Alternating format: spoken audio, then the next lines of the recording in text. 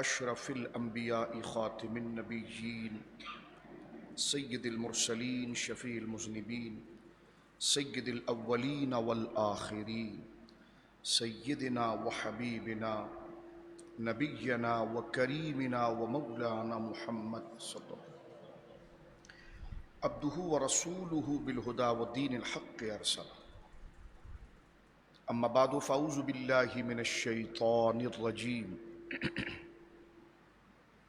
بسم اللہ الرحمن الرحیم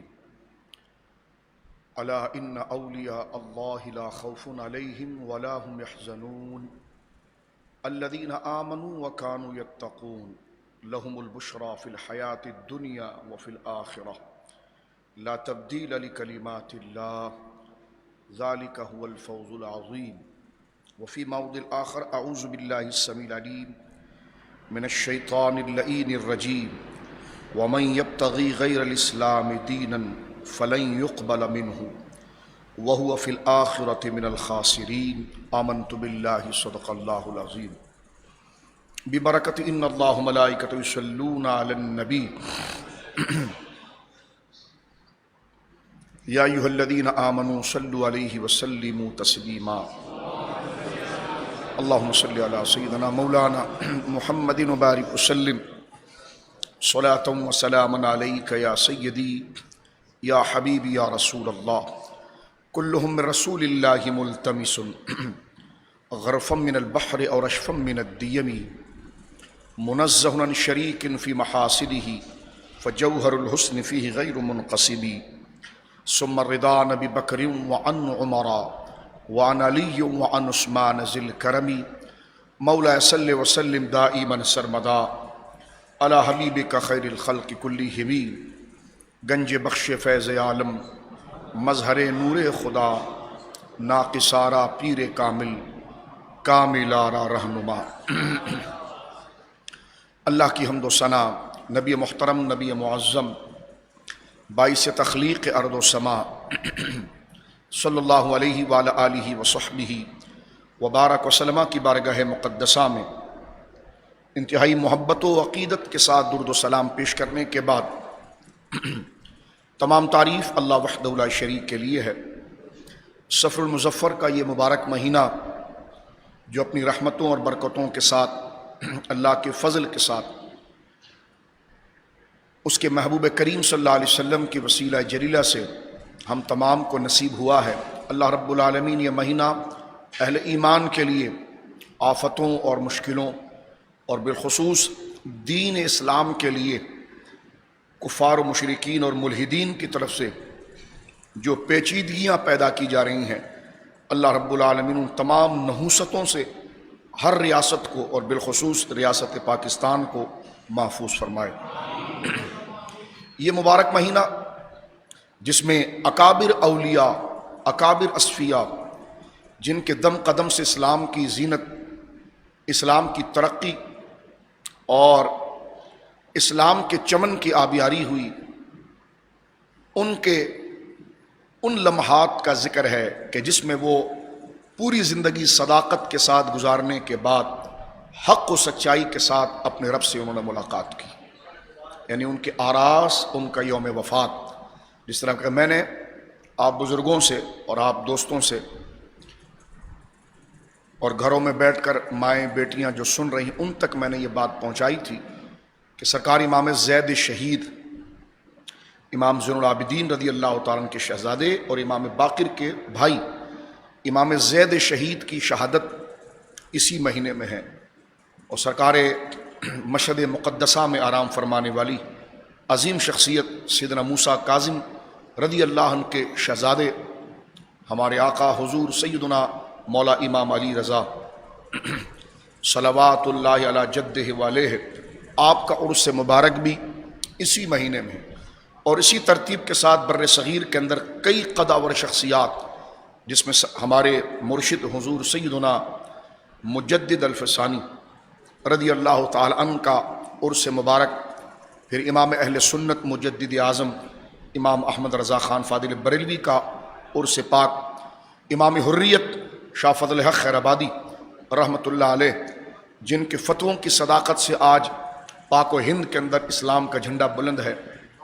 حضرت فضل حق خیر آبادی رحمۃ اللہ علیہ کی شہادت کہ ان کو دشمنان اسلام نے جہاد شریف فتویٰ دینے پر اور اپنے حق کے حقوق پر آواز اٹھانے پر ان کو کالا پانی میں پھانسی کی سزا دی گئی، اور انہوں نے پھانسی کے پھندے کو چوم کر اپنے گلے میں ڈالا، اور آج تقریباً 300 سال کا عرصہ ہو گیا مسجد کے مینارے اور مسجد کے ممبر ان کی یادوں سے گونج رہے ہیں۔ پھر فاتح قادیانیت تاجدار گولڑا، ختم نبوت کے اپنے دور کے عظیم محافظ، جو ایک بہت بڑی جماعت کو لیڈ کرتے ہوئے سرکار کی ناموس پر وہ عظیم پہرا دیا کہ صبح قیامت تک اس عظیم ہستی کو تمام امت سلام پیش کرے گی، سرکار تاجدار گولڑا حضور سیدنا و مرشدنا سید پیر مہر علی شاہ صاحب رضی اللہ تعالیٰ، یہ تمام اکابر۔ میں یہ بار بار اس لیے ذکر کرتا ہوں کہ ان جمعے میں تاکہ ہمارے نوجوان اور ہمارے دوست اپنے فراغت کے وقت میں وقت نکال کر، اب تو پڑھنا پڑھانا بہت آسان ہو گیا ہے، اب آپ ان کتابوں کا مطالعہ کر سکتے ہیں، ان کی ہستیوں کا مطالعہ کر سکتے ہیں، اور ان کی زندگیوں کو پڑھنا ہمارے لیے استقامت کا، اور اس کانٹے والے دور اور پرآشوب دور جو فتنوں کا دور ہے اور ایک کربلا لگی ہوئی ہے، تو حسینیت کے راستے پر چلنے کا جو ہمیں ایک ایمانی جذبہ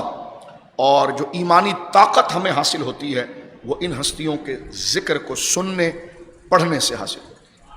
اور قرآن کریم نے بھی اس بات کو ذکر کیا ہے، وقت مختصر ہے، نبی پاک کی استقامت کے لیے بھی، یعنی جیسا حضور کا درجہ مبارک ہے، ساری خدائی حضور سے استقامت سیکھتی ہے، اور حضور فرماتے ہیں کہ میں اپنے رب کا شاگرد ہوں، مجھے طریقہ چلن رب نے بتایا۔ تو قرآن کریم سورہ نحل میں ذکر کرتا ہے کہ وَكُلًّا نَقُصُّ عَلَيْكَ مِنْ أَنْبَاءِ الرُّسُلِ مَا نُثَبِّتُ بِهِ فُؤَادَكَ، حبیب ہم ہر عظیمت والے نبی کا قصہ تجھے سنائیں گے، جن کے قصوں کو سن کر تجھے زمین پر اپنے نظریے کو جمانے کی اور باطل کے خوف سے بچ کر اپنے آپ کو استقامت پر رکھنے کی، مَا نُثَبِّتُ بِهِ فُؤَادَكَ، جس سے تیرا دل استقامت پکڑے گا، وہ تمام واقعات ہم تجھے سنائیں گے۔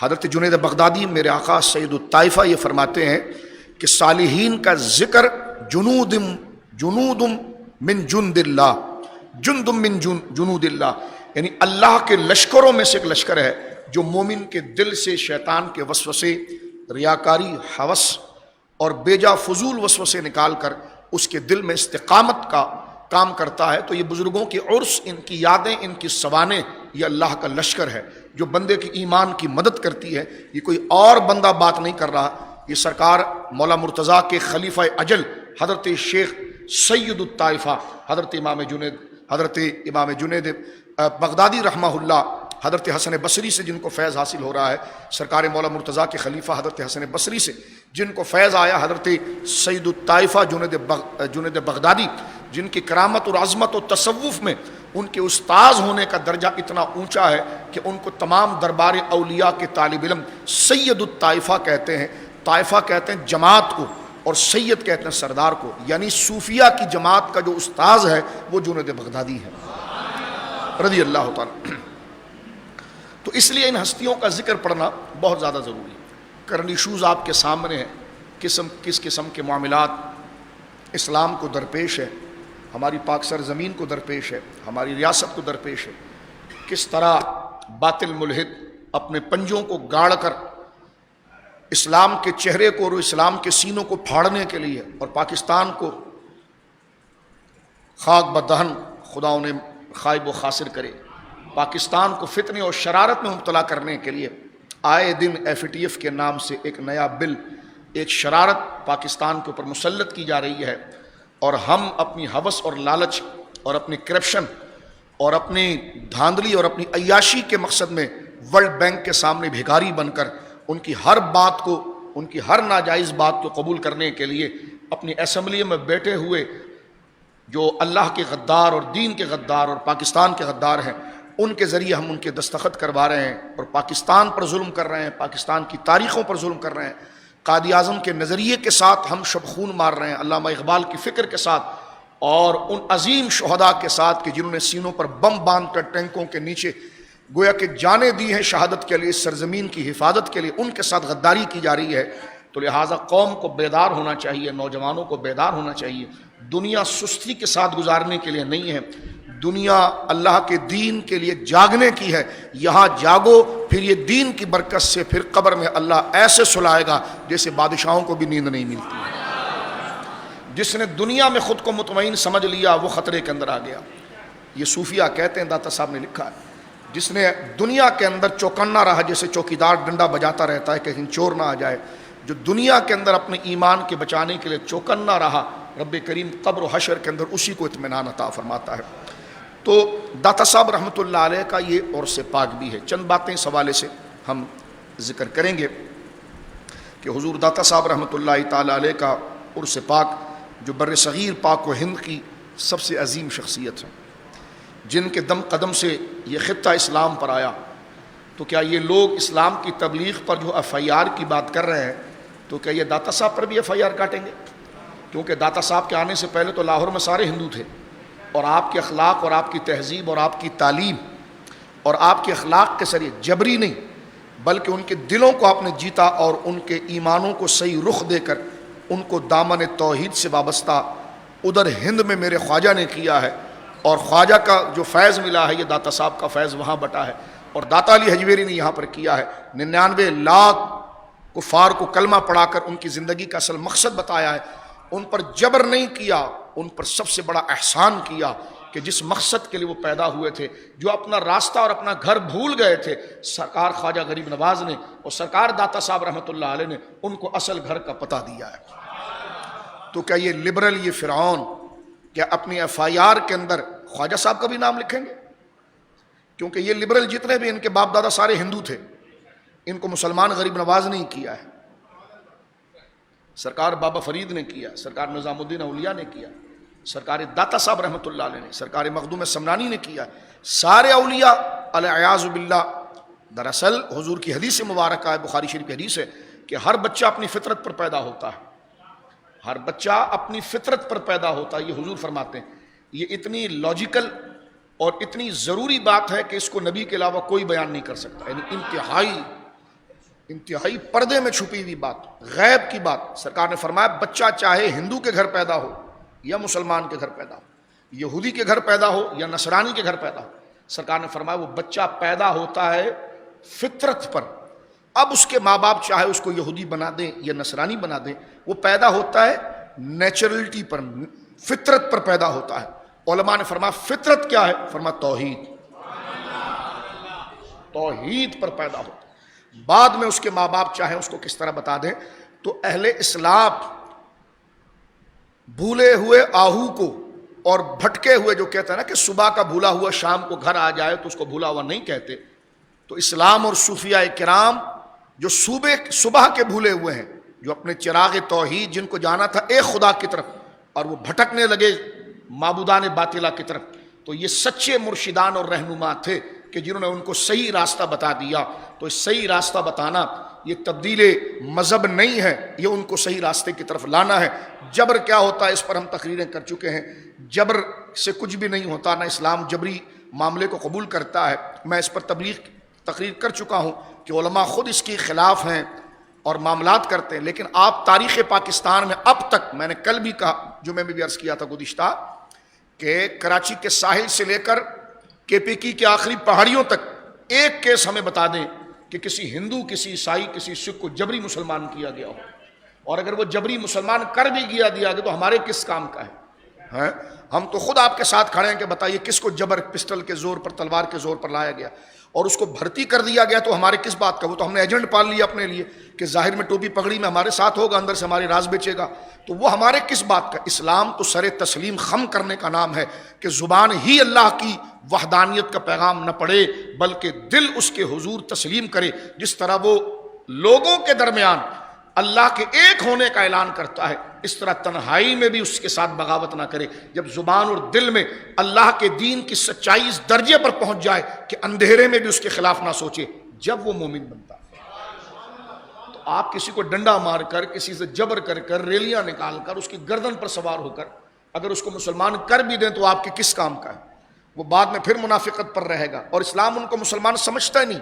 تو یہ ایک گویا کہ جاہلانہ فکر لا کر جس کی جتنی مذمت کی جائے، الیاذ باللہ الیاذ باللہ، جو ان کی جماعت میں چلا جائے، موجودہ حکومت کی جماعت میں، تو لوگ کو کہتے ہیں نا اگر بچنا ہے تو ان کی جماعت میں آ جاؤ تو FIR بھی ختم، ساری چیزیں ختم. جو ان کی جماعت میں چلا جائے، کیونکہ ہم اختلاف نہیں کر رہے ہیں، بات کر رہے ہیں اور ایک آئینہ دکھا رہے ہیں، ایمان کے لیے بات کر رہے ہیں. جو ان کی جماعت میں چلا جائے، اگر ان کا وزیر کہیں پر کسی اور سیاسی جماعت کے ساتھ نظر آ جاتا ہے، اس کی فوٹو آ جاتی ہے، تو یہ اتنا غصہ ہو جاتے ہیں کہ جناب یہ. تو میں نے کہا کیوں؟ آپ نے جبر سے لوگوں کو پکڑا ہوا ہے، جبر سے آپ نے پکڑا ہے، اسلام نے نہیں پکڑا.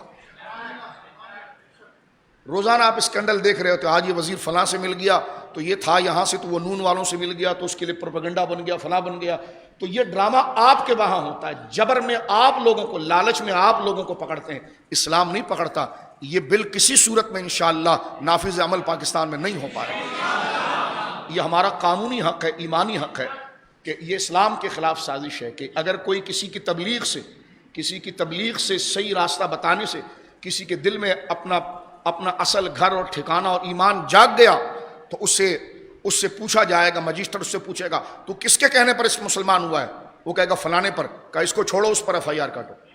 اب آپ دیکھو یہ عجیب قانون، اس کو چھوڑو، یعنی اس کی جس قدر مذمت، کیسے پاگل پن کا قانون ہے. اس پر ایک خیال تفصیلی گفتگو ہو چکی ہے، ہم اس دقیانوسی بات کی طرف مزید نہیں جاتے.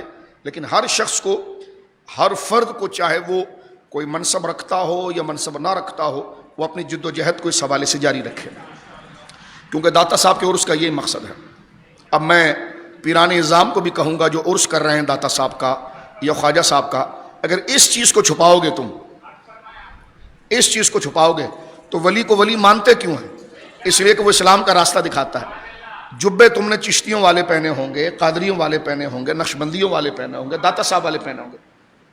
اب میں کیا کھل کے کہوں، رابطے آپ کے سب سے ہوں گے. تو اتنی جرت آپ مشائخ کو بھی کرنی چاہیے کہ آپ کھڑے ہو جائیں اور ان سے کہیں کہ یہ گنبد جن کے اونچے ہیں نا، تو یہ لبرل نہیں تھے، یہ اللہ کا راستہ دکھانے والے تھے.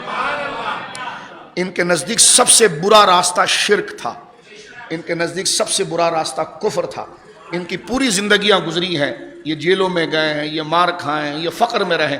آج اگر ان کے گنبد اونچے ہیں تو اس لیے کہ یہ اللہ کی توحید پر پہرا دیتے رہے اور لوگوں کو اللہ کا راستہ بتاتے رہے. تو یہ جبری کسی کو مسلمان نہیں کرتے. تو میرے دوستو بزرگوں، یہ حضرت داتا صاحب رحمۃ اللہ علیہ کا عرس پاک.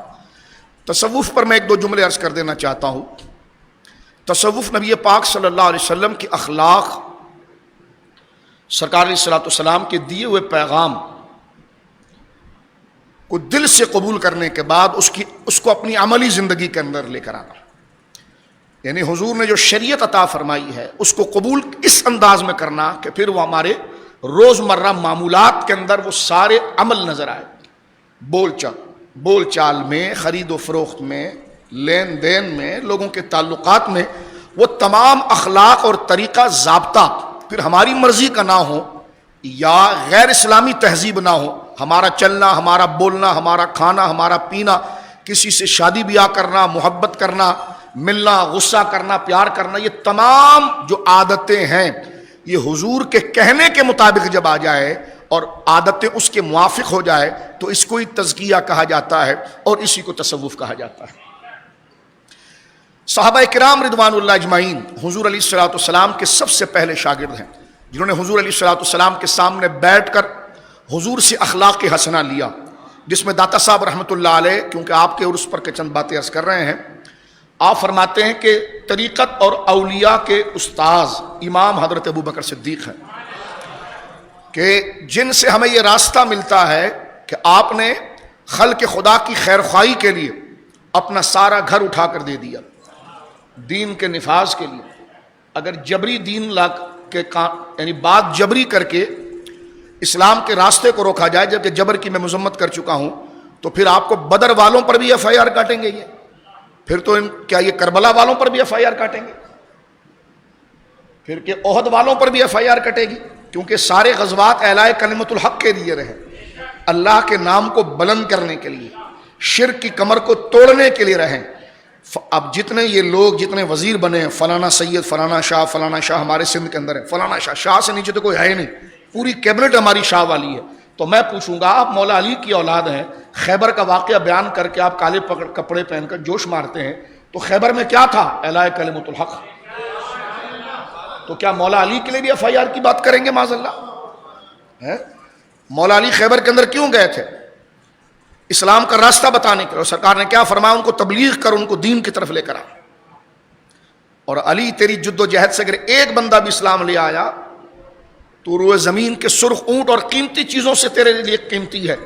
تو اب کیا کہو کہ حضرت علی نے جبری لوگوں کو مسلمان کیا؟ الحمدللہ آج مشائخ اور علماء جو دین کی تبلیغ کرتے ہیں، جبر نہیں کرتے ہیں، ایک ہدایت، ایک گائیڈنس، ایک راستہ بتاتے ہیں. اور یہ اسی کا فیض ہے جو مولا مرتضیٰ نے خیبر کے اندر کر کے دکھایا اور مولا حسین نے کربلا میں کر کے دکھایا. میں حیران ہوں پیروں کی زبانیں کیوں خاموش ہیں. چھوٹے سے پروٹوکول کے استعفیٰ دے دیں ایسے، کہتے مشائخ کمیٹی بنائی ہے. میں نے کہا دین بیچنے کے لیے؟ آج مجدد الفسانی اپنی قبر سے چیخ رہے ہیں اور بلا رہے ہیں کہ یہی وہ دین فروش ملا تھے جو اکبر کے کفر کے سامنے سر جھکاتے اور کہتے واہ واہ کیا بات آپ نے کی ہے. ایک مجدد کھڑا ہوا تھا کہ گردن نہ جھکی جس کی جہانگیر کے آگے. آج کے جہانگیر کے آگے علماء کو اٹھنا پڑے گا، آج کے جہانگیر کے آگے مشائخ کو اٹھنا پڑے گا، اور مجدد الفسانی اور غوث اعظم اور کربلا والوں کی تاریخ کو رقم کرنا پڑے گا. گردن نہ جھکی جس کی، کیونکہ گردن مسلمان کی جھکتی ہے خدا کے آگے، اور جو خدا کے مقابلے پر قانون آئے تو مسلمان اس قانون کے اوپر پاؤں رکھتا ہے، گردن نہیں جھکاتا.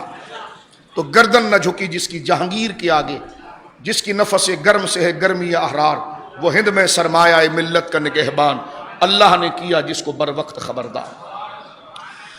تصوف کے اندر سب سے پہلی شخصیت ہمیں حضرت ابوبکر صدیق کی نظر آتی ہے کہ جنہوں نے ایثار اور قربانی کا وہ جذبہ عطا فرمایا کہ اپنے بچوں کے منہ کا نوالا بھی ان کو دے دیا جو اللہ کے دین کی خدمت کرنے آگے جا رہے تھے. تبوک کے وہ مجاہدین جو اللہ کے نام کو بلند کرنے جا رہے تھے، حضرت ابوبکر صدیق جب رسول اللہ نے چندہ طلب کیا منبر پر اور فرمایا، اعلیٰ حضرت نے بڑی پیاری بات کی، فرمایا حضور اگر مانگے تو یہ مانگنا نہیں ہوتا، یہ سب دیا ہوا ہی حضور کے صدقے ہے، تو حضور اپنی چیز ان سے طلب کر رہے ہوتے ہیں.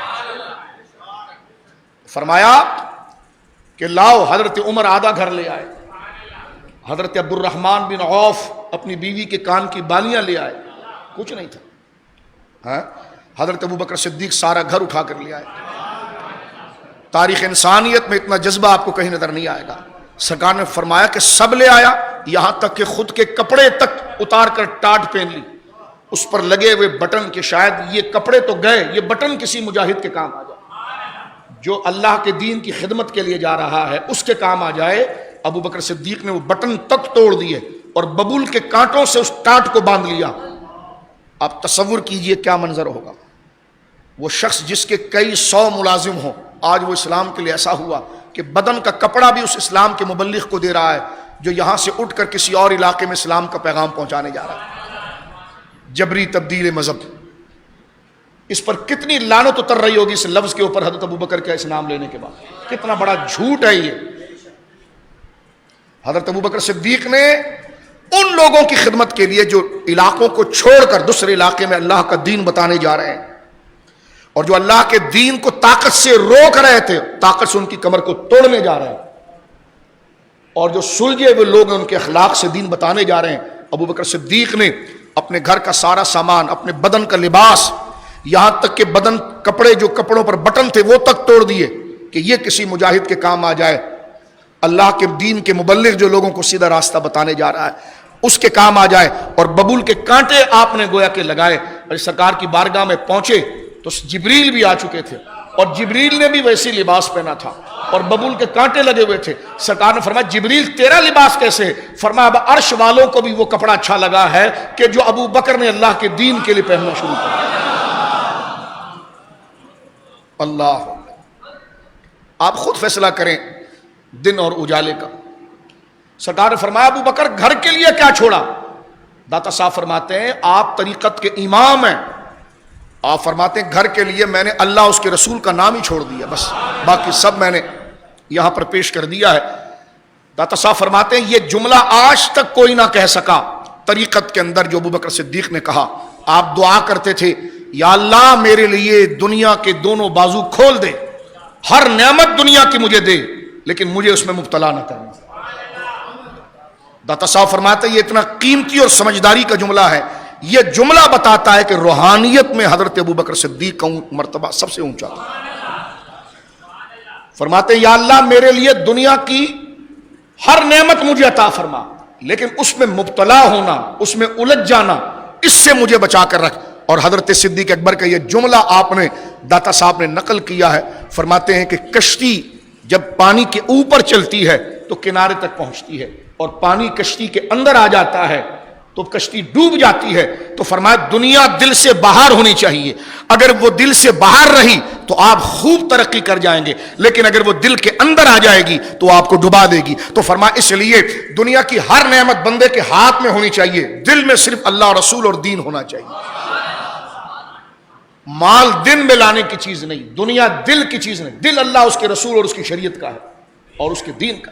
فرمایا دنیا ہاتھ میں ہونی چاہیے اور جیب میں ہونی چاہیے کہ اس سے دین کی خدمت کی جائے اور دین کا کام لیا جائے، لیکن اس مال کے لیے نظریہ جب بندہ بدلتا ہے، جب مال اور عیاشی کو وہ دل میں لے کر آتا ہے، لیکن جب دل میں اللہ رسول ہوتے ہیں تو پھر وہ کیونکہ بندہ دل کے لیے قربانی دیتا ہے، وہ کہتے ہیں یہ دل کے سودے کے سامنے کیا بات چل سکتی ہے، تو جو دل میں ہوتا ہے بندہ اس کے لیے کوشش کرتا ہے۔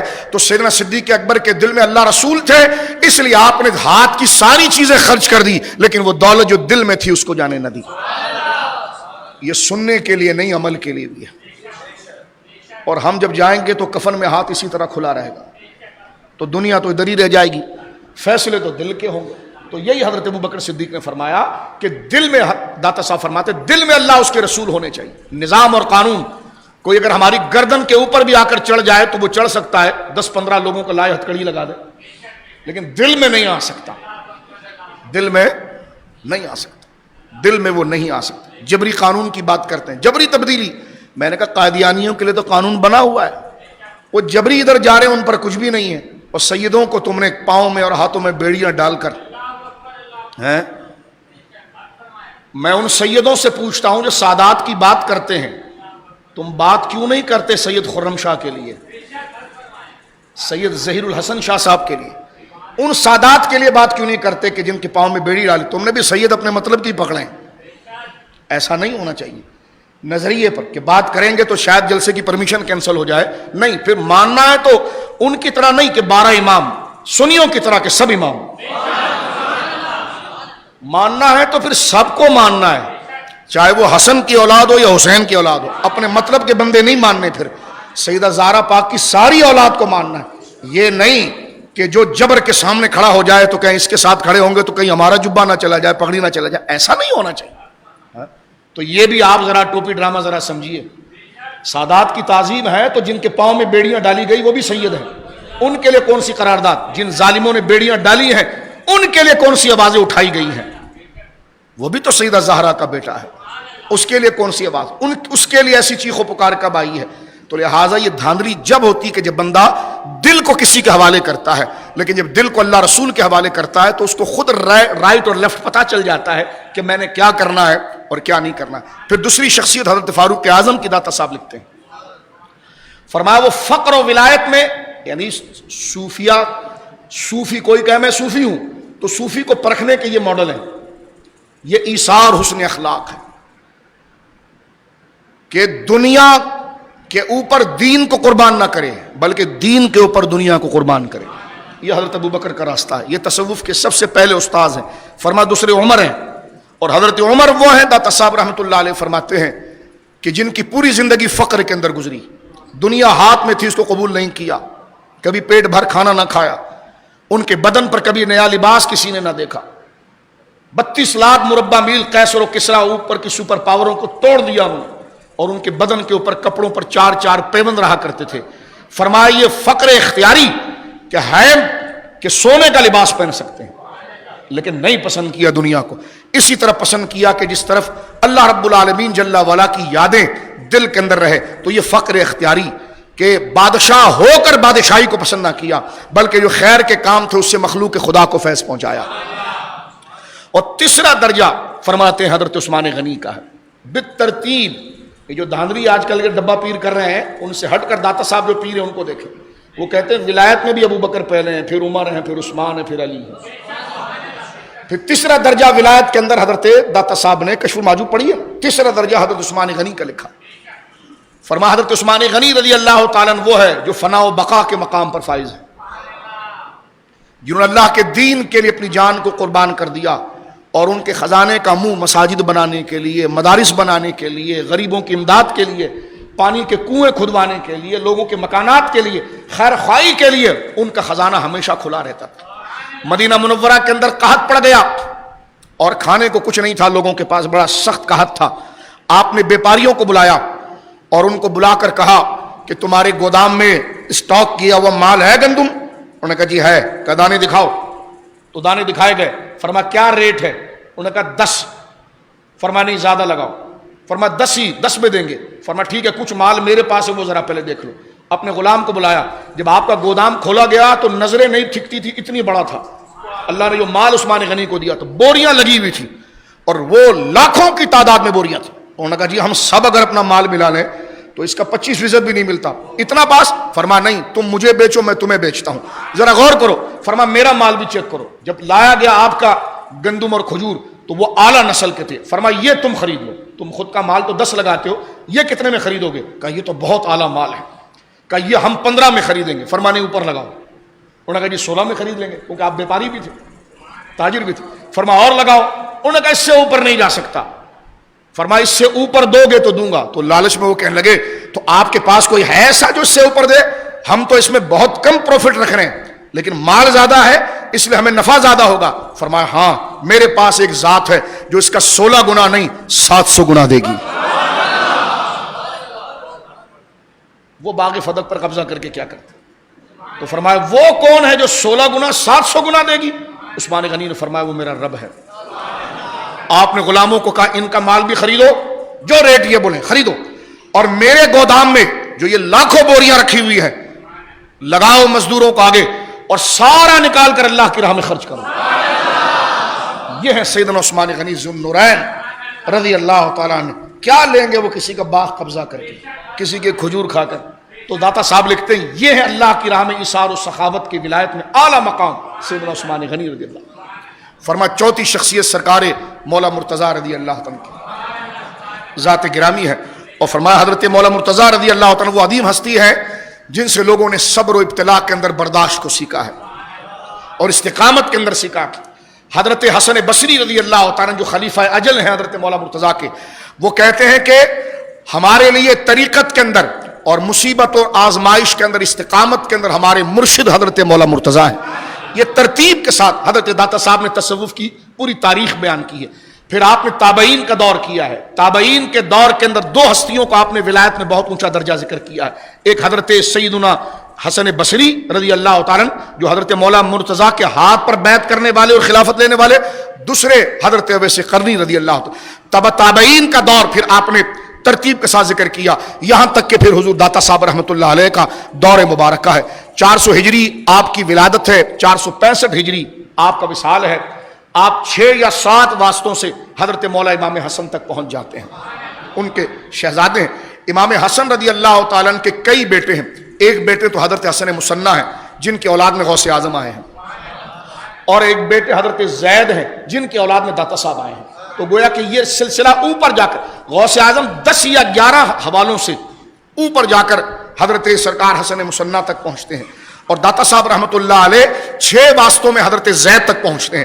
تو حسن مصنع اور حضرت زید یہ دونوں سگے بھائی ہیں، اور یہ دونوں اولاد ہیں حضرت امام حسن مجتبیٰ کی. تو گویا کہ یہ اوپر جا کر چچزاد کا رشتہ دونوں ہستیوں کا جا کر جڑ جاتا ہے. یہ بھی حسنی سید ہیں، سادات ہیں، اور وہ بھی حسنی سادات ہیں. داتا صاحب رحمۃ اللہ علیہ کی کشف المحجوب پڑھنے کے لائق کتاب ہے.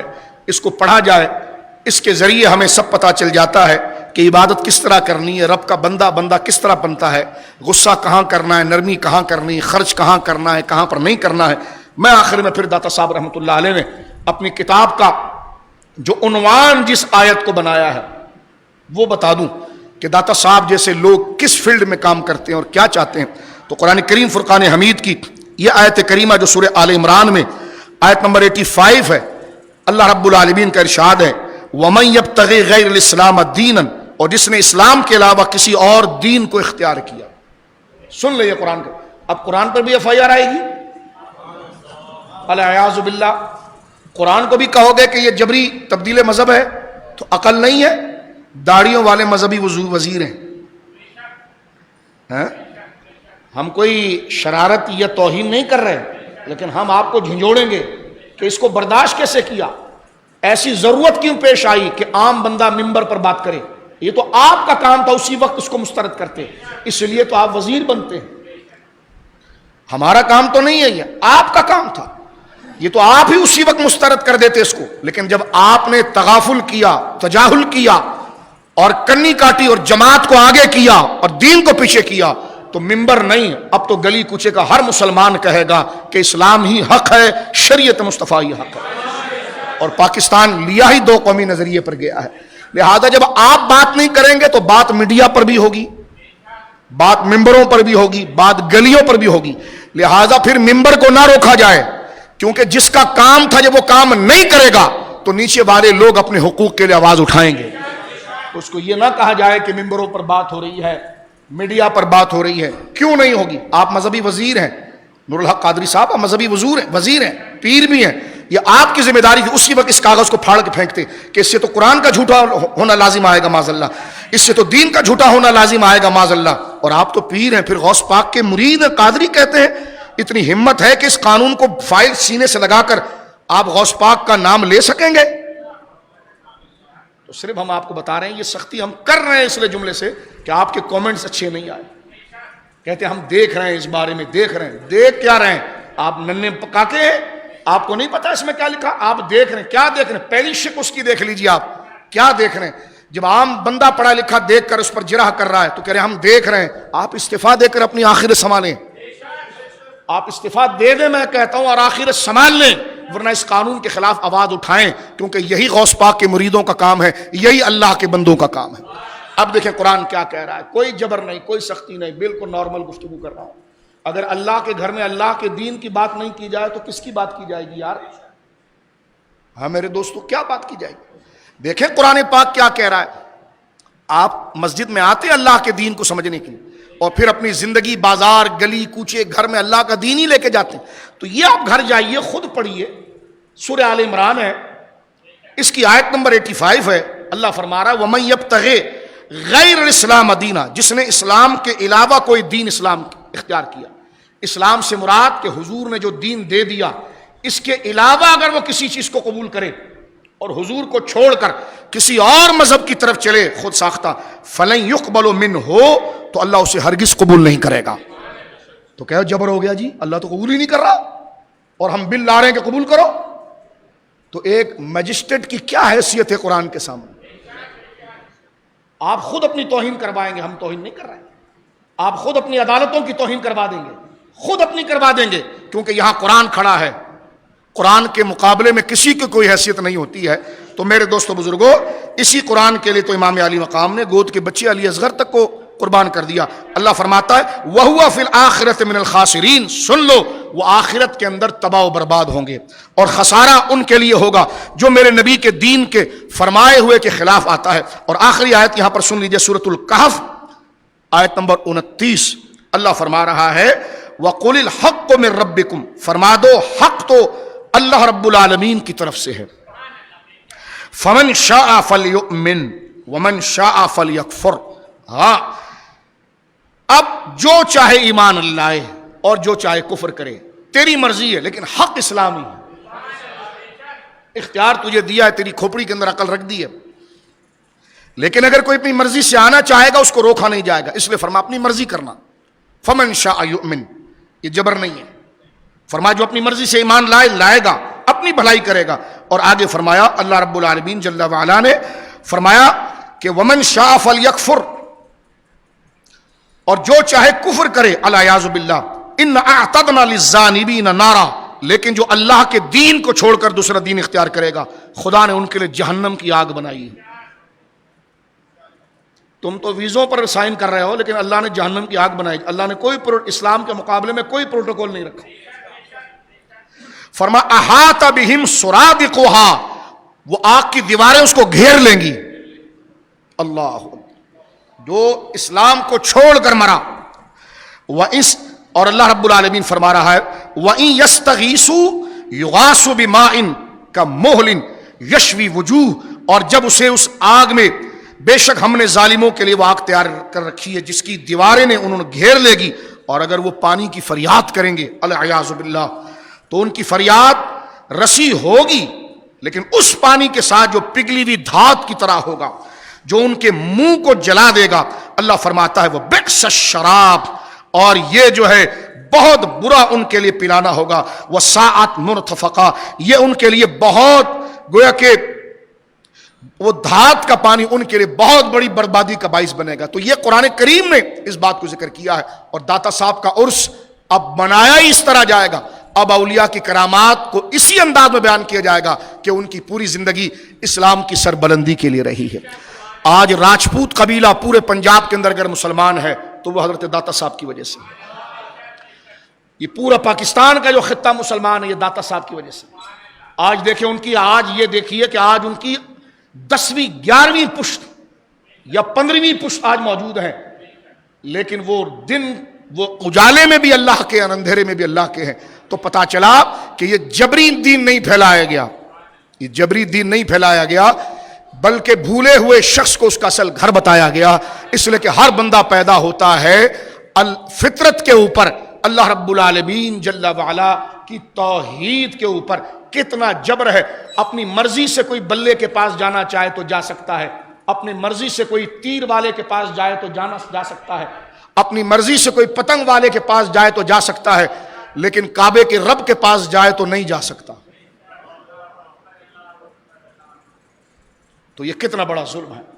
ہم اس کا احتجاج کرتے ہیں اور یہ اعلان کرتے ہیں کہ خدا کے واسطے اپنے لیے عذاب کو موڑ نہ لو اور عذاب کو دعوت نہ دو. اللہ رب العالمین جل وعلا اس پاکستان کو سلامت رکھے.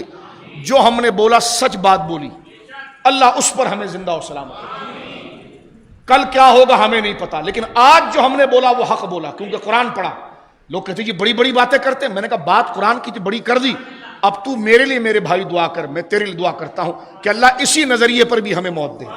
کیونکہ سچا راستہ یہی ہے. کسی کو جلانے کے لیے، دھونس کے لیے، تکلیف پہنچانے کے لیے، ڈانٹ کے لیے بات نہیں کی ہے. حق کہنا ضروری ہے.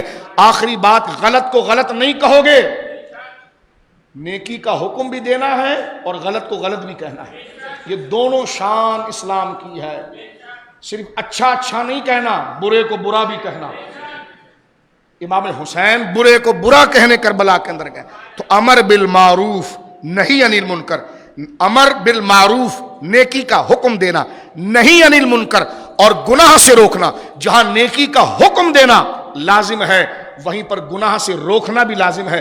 تو یہ جو ہم نے بات کی ہے یہ نہیں عن المنکر سے جذبے سے کی ہے کہ آگے کھڈا جہنم کا موجود ہے، رک جاؤ مسلمانوں، رک جاؤ. یہ بات ٹھیک نہیں. اگر یہ بات اگر ہم نہیں کریں گے تو پھر کس لیے کلمہ پڑھتے ہیں، کس لیے ہم قادری بنتے ہیں، کس لیے چشتی بنتے ہیں، کس لیے سہروردی بنتے ہیں، کس لیے ہم مسلمان بنتے ہیں، کس لیے ہم بدر و حنین اور کربلا اور خیبر کو بیان کرتے ہیں.